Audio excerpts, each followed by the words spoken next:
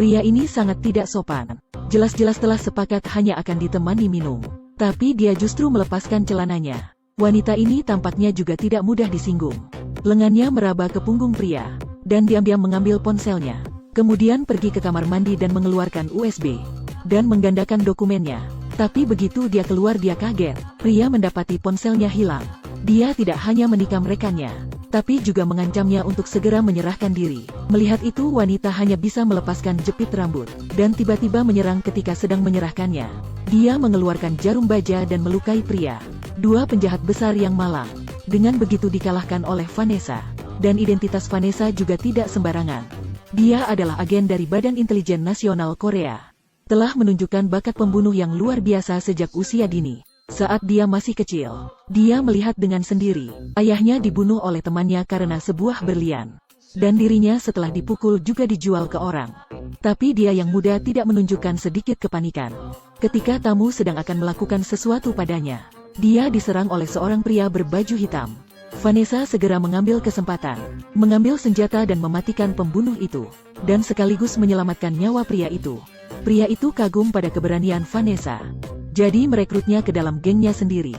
Di bawah bimbingannya, Vanessa bisa menggunakan pistol. Dia yang memiliki dendam darah. Tidak pernah merubah wajahnya ketika membunuh orang. Setelah itu Vanessa memutuskan untuk membalas dendam ayahnya. Tapi tentunya tidak semudah itu. Vanessa tidak hanya terjebak. Dia juga disiksa oleh musuh-musuhnya.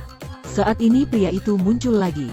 Dia tidak hanya membunuh semua orang jahat dengan cepat, tapi juga menembak mati musuh Vanessa. Dan tepat ketika Vanessa ingin membalas budinya, pria itu justru terus bermimpi buruk, karena dia mengenali musuh Vanessa. Dia adalah mantan majikannya, artinya dia adalah musuh yang membunuh ayah Vanessa. Setelah beberapa pertimbangan, dia memutuskan untuk menghentikan hubungan keduanya. Karena cepat lambat Vanessa akan menyadari kebenarannya. Dia berpura-pura mati dipukul oleh musuhnya. Itu sukses membangkitkan hati Vanessa untuk membalas dendam. Vanessa masuk ke basis sendirian dengan pistol. Dan menghabiskan seluruh orang jahat dengan 2 pisau buah. Ketika Vanessa sedang berjuang deminya, dia mengarahkan anak buahnya untuk mencuri semua narkoba milik musuhnya. Dan memperbesar kawasannya menjadi pemula bawah tanah. Dan Vanessa yang tidak mengetahui itu, akan menghadapi hukuman yang berat dari hukum. Untunginya Badan Intelijen Nasional menyukainya. Memutuskan untuk mempergunakannya. Wanita ini sangat licik. Jelas-jelas disepakati untuk hanya menyentuh. Tapi dia justru memukul rekannya. Tak hanya satu pukulan, tapi dia memukulnya lagi. Ini adalah tempat pelatihan Badan Intelijen Nasional Korea. Meskipun adalah lembaga negara, tapi juga memperhatikan rasa hormat pada yang kuat. Wanita yang tidak tahu diri mengarahkan jarinya pada Vanessa. Vanessa hanya bisa terpaksa untuk bertarung. Keduanya bertempur, dan kemampuan Vanessa jauh lebih kuat. Dia mencari waktu yang tepat dan merebut senjata wanita itu, dan menjatuhkannya secara langsung dengan satu pukulan. Wanita itu tampak tidak percaya. Vanessa memukulnya lagi, dan menduduki posisi terkuat dengan stabil. Karena kekuatan jahat merajalela, jadi Badan Intelijen Nasional mendirikan basis pembunuh, melepaskan wanita yang membunuh orang, dan memulai latihan kelompok. Wanita-wanita ini tidak hanya belajar memasak dan dandan, agar identitasnya tidak bocor. Bahkan akting membutuhkan pelatihan khusus. Ini benar-benar sangat luar biasa. Awalnya Vanessa tidak ingin bekerja untuk mereka. Tapi karena dirinya melahirkan anak mantan pacarnya, jadi dia terpaksa harus bergabung. Tugas pertama yang didapatkan Vanessa adalah memasuki sebuah villa. Saat ini target pembunuhan sedang tidur. Tapi tindakan Vanessa masih membangunkannya. Tapi Vanessa yang sudah terlatih langsung membunuh pria itu dengan cepat, dan berhasil mendapat kelulusan. Organisasi memberinya tempat tinggal dan identitas baru, tapi sebenarnya semua gerak-geriknya dipantau oleh mereka. Demi lebih bisa mengendalikan agen di bawahnya, mereka juga menyuruh detektif untuk mendekati Vanessa. Detektif ini memiliki perasaan pada Vanessa sejak di basis, tapi Vanessa justru tidak pernah melihatnya.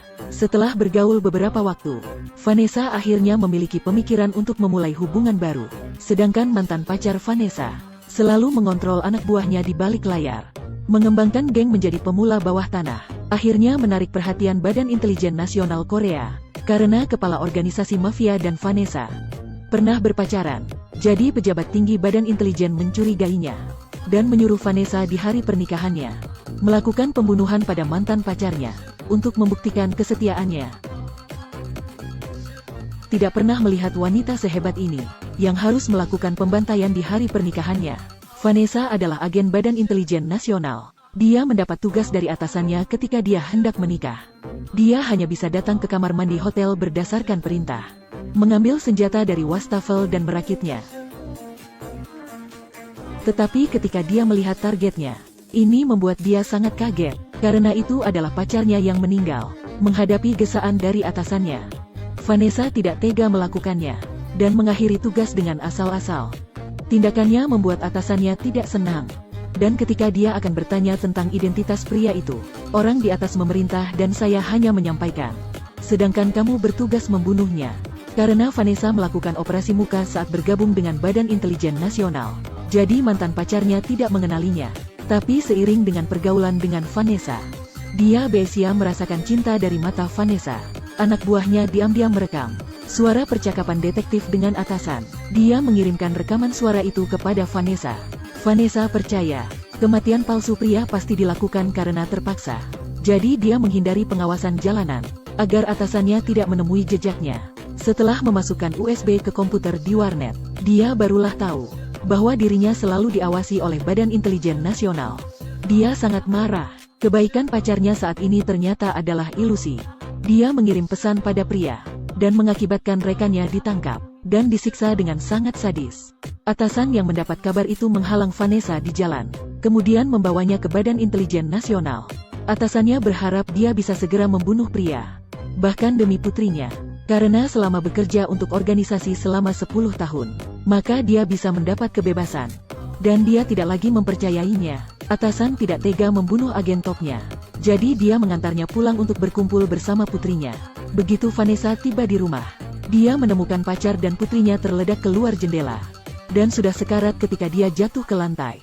Keduanya meninggal sebelum mereka memberitahu siapa pembunuhnya. Vanessa yang sedih memutuskan untuk membalas dendam ke Badan Intelijen Nasional, tapi menemukan dari layar pemantau di belakang atasannya, bahwa yang membunuh mereka adalah anak buah mantannya. Dia bahkan membunuh putrinya sendiri. Vanessa yang mengetahui kebenaran benar-benar runtuh. Atasan membujuknya untuk kembali ke Badan Intelijen Nasional. Melihatnya memegang berlian ketika ayahnya mati, Vanessa akhirnya mengetahui semuanya. Ternyata ayahnya juga mati di tangan mantan pacarnya. Dia menabrakkan mobilnya ke pabrik mantan pacarnya, dan menghabisi semua anak buahnya. Tapi ketika berhadapan dengan mantan pacarnya, dia tetap tidak bisa melakukannya, dan menanyakan pertanyaan yang telah dia simpan di dalam hati. Apakah kamu pernah mencintaiku? Pria menjawab, apa gunakannya mengatakan itu sekarang? Perkataan mantannya membuat Vanessa sangat kecewa. Dia membuang pistol, dan memutuskan memulai pertarungan dengannya. Mantan pacarnya juga tidak segan-segan memukulnya. Keduanya jatuh dari jendela ketika berkelahi. Saat ini alarm mobil polisi berdering. Para anak buahnya membawa pria ke sebuah bus besar. Vanessa juga merebut sebuah mobil, menghancurkan kaca dan mengejarnya. Bus besar itu akhirnya terkejar oleh Vanessa. Kemudian mulailah sebuah pertempuran darah. Vanessa juga telah membunuh musuhnya. Saat ini dia telah kehilangan semua keluarganya. Dia benar-benar kehilangan pikiran, dan menjadi mesin pembunuh yang paling menakutkan di Korea. Dan semua ini bukan apa yang dia inginkan. Baginya, hubungan keluarga yang berharga telah pergi jauh. Hanya bisa menantikan kehidupan selanjutnya.